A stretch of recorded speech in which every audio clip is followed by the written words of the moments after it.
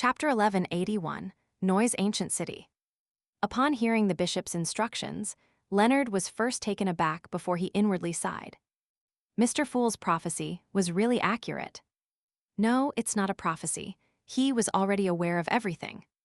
Leonard quickly reined in his thoughts and followed the procedures to get Bishop St. Anthony to give him an official document. Then, he returned underground and brought 2 members into Channy's gate. After waiting for the keepers to check the documents, he came to Emlyn White's room, which was illuminated with shining silver candles that were covered with engraved patterns. He opened the heavy stone door with a brass key. Ghostly blue light entered the cell, stabbing Emlyn White's eyes to the point of him instinctively closing his eyes. His face was much paler than before, and his body was much thinner. He exuded a feeling that a gust of wind would lift him up at any moment. Thinking of Mr. Fool's answer, Emlyn suddenly felt confident in his current situation. Without opening his eyes, he slowly stood up and chuckled. "I knew you would take the initiative to send me out. Would you be disappointed if I said that it was just a routine investigation?" Leonard lampooned inwardly and replied without any expression, "I'll give you 30 seconds. If you don't leave Channy's gate within this period, I'll take it as you voluntarily choosing to stay behind." As a slightly more senior Nighthawk and a captain of a Red Gloves team for several months, Leonard had rich experience in dealing with prisoners. Emlyn's expression froze. He opened his mouth, wanting to say something, but he ultimately maintained his silence. He walked past Leonard and his 2 teammates and walked out of Channy's gate. Outside, he suddenly shuddered, as if he wanted to purge the chill in his body. "Once you return, getting some sunlight would fix you up. Oh, the sun is a rare commodity in Backland's winter, and you vampires don't enjoy sunbathing. Aren't you an apothecary? You can concoct some medicine from the sun domain yourself." Seeing this, Leonard casually reminded him. Emlyn's condition wasn't the best. On the one hand, he hadn't drunk any spirituality-containing human blood for days. He could only rely on the blood of animals as a substitute. On the other hand, it was because he had stayed behind Channy's gate for too long. The power of Evernight that supported the seal had eaten into him a little, making him require the effects of medicine from the sun domain to remove the residual effects. As a potions professor, Emlyn was aware of his physical and mental condition. He didn't retort or nod. He only emphasized the word sanguine before asking, "Where's Father Atravsky?" "He still needs to stay a little while longer. I hope this bloody war will end soon. Don't worry, we'll let him come out twice a week to get some sunlight. As for which days they'll be, it'll depend on the weather in Backland." Leonard gave a simple response before sending Emlyn White to the ground and onto the streets. Emlyn hesitated for a moment before asking again, "Where's the nearest hospital?" "What do you want to do?" Leonard asked in a professional manner. "Get a blood transfusion." Emlyn raised his chin slightly, trying his best not to change his expression. "Blood transfusion, more like drinking blood." Leonard didn't call him out. He pointed in one direction and gave him the address. After watching the sanguine Viscount leave, he returned underground and began to discuss a recent case with his team members. After several days of traveling, Klein finally arrived near the Nois city ruins in the north. This was equally a desolate plain. The dried riverbed left traces of itself on the ground. Looking at the dark, shadowy city that was filled with a thin fog, he was in no hurry to get close. Instead, he found a hidden spot and muttered the honorific name of Mr. Fool. Following that, he took 4 steps counterclockwise and recited the incantation before entering the world above the gray fog. To return to Sephra Castle with just a thought, he needed the prayers of the Tarot Club members to stack together, forming a strong and firm anchor. That way, it would provide the Fool with the sufficient summoning power.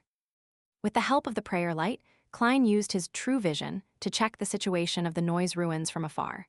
He discovered that the thin fog was slowly dissipating, but it couldn't completely dissipate. On the surface of the city, there wasn't a single spirit body thread. The people who were dressed in linen robes or animal hides were lying in different spots on the streets. They weren't as lively and busy as the time the City of Silver's expedition team visited. After the angel or sealed artifact that occupied this city discovered that their whereabouts were exposed, they chose to migrate. As Klein made a guess based on the situation in front of him, he retracted his gaze and looked at the grayish-white fog that held up Sephira Castle. He was trying to prevent the miracle invoker, or attendant of mysteries, or the corresponding sealed artifact from hiding in the historical void and ambushing the beyonders of the ancient Nois city. He didn't wish to directly encounter a cluster of translucent maggots that twisted into a huge vortex when he leaped into the fog of history, nor did he wish to be pursued by those terrifying tentacles. The ambush that Zeratul had laid for him still left Klein feeling a lingering sense of fear. From time to time, he would have nightmares, hoping to seek Miss Justice for another round of treatment for psychological trauma. This stimulus was worse than seeing his marionette, Inuni, wear a monocle in front of him while his body remained completely immobile. This was because he had implicated the hounds of Fulgrim. After confirming that the historical void was safe, Klein returned to the real world. He stretched out his hand, grabbed and pulled out his former self. This former self was also wearing a silk half-top hat, a black trench coat, and holding a simple glass lantern. In the next second, he jumped into the grayish-white fog and followed the illuminated spots in the historical void, running all the way to a period before the first epoch, in that city of a long-dead civilization. To him, this was a very ingenious, safe house. This was because, aside from him, no scholar of yore could trace back to this lost piece of history. Of course, to him, coming all the way here had required him to expend a lot of his spirituality. He could only stay there for another 15 minutes at most, and that was only if he didn't make any burdening attempts at summoning historical void projections. After hiding his true body, Klein's projection in the real world moved forward, quickly arriving outside the Nois ruins. He didn't blindly approach or enter. After circling to a small mound opposite the dried riverbed, he raised his right hand and summoned his original marionette, the cold Earl of the fallen Konas Kilgore with dark blue eyes. Konas's body squirmed and instantly transformed into Jayaman Sparrow. Then, he reached out and took out a lantern from the historical void. The historical projection who summoned a historical projection had disordered the distance under the dim yellow light of the lantern. In a few steps, he arrived outside Nois City, alone. With the lantern in hand, he passed through the rotting buildings and passed through the thin fog before entering the ruins. Compared to using his true vision above the gray fog, actual contact made him discover more details. The humans and monsters lying in different spots had signs of decay, as though they had been abandoned for some time. Some of them sat on chairs under the eaves of the house, others slumped beside stoves. Some held moldy bread while others held hands. There were some leaning against the walls and sitting on the ground, their lips pressed against a bone flute. This allowed Klein to imagine the situation in the city back when they were living. Some of them were slacking off and resting. Some were baking food, and others were shopping along the streets. Others were focused on music as some came and went, laughing nonstop. There were also others fighting monsters in an arena. This was such a lively and bustling scene, but in reality, everyone had already died and were no longer in possession of their souls. They were only repeating predetermined actions. And one day, this strange scene froze with time, and everyone collapsed without any warning. A city formed by marionettes, the most realistic theater. Back then, the foggy town was in a similar situation. Although I'm also a seer, I still have to say that, in terms of horror, terror, and bizarreness, our pathway is definitely ranked amongst the top 3.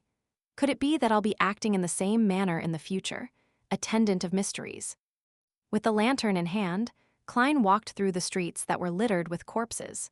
He followed his spiritual intuition and headed for the ancient Nois city's center.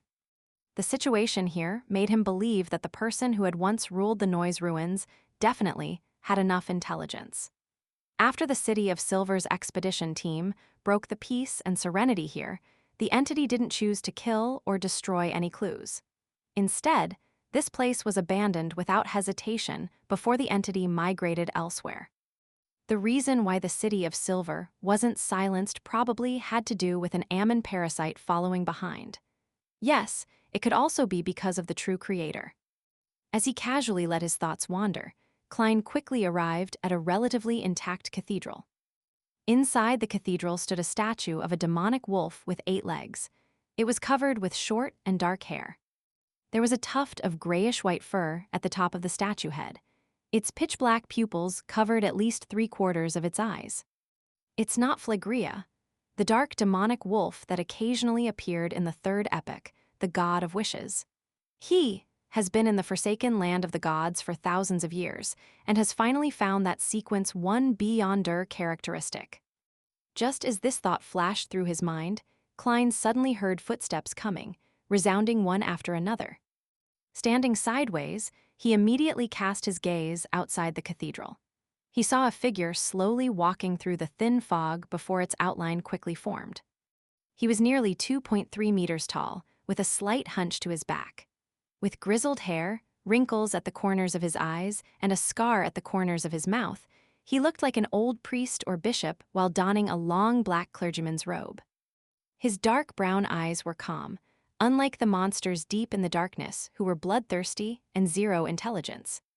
However, in the long, quiet night of low-frequency lightning, this clergyman didn't carry any animal hide lanterns or have any fire lit.